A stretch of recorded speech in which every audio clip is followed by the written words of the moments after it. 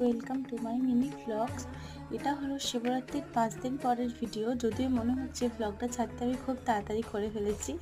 সে যাই হোক না কেন, সকালবেলায় 1 কাপ গরম গরম চা নিয়ে বসে পড়েছি, কারণ এটা ছাড়া আমার দিন শুরু হওয়ার নয়। তারপরেই আমি টিফিন করে নিলাম। মা যে বানিয়েছিল ঘুগনি, তো সেটাই খেয়ে নিলাম। দেখলাম অনেক দিন পরে কাকু এসেছে আখের রস নিয়ে, তাই আমিও গেলাম আখের রস খাওয়ার জন্য।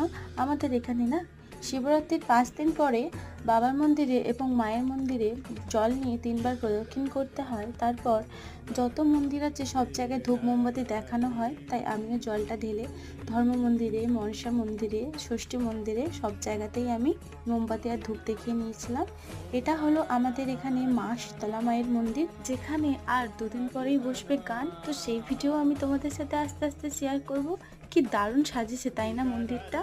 আজকের ব্লগটা কেমন লাগলো অবশ্যই জানিও। দেখা হবে আরও একটা নতুন ব্লগে।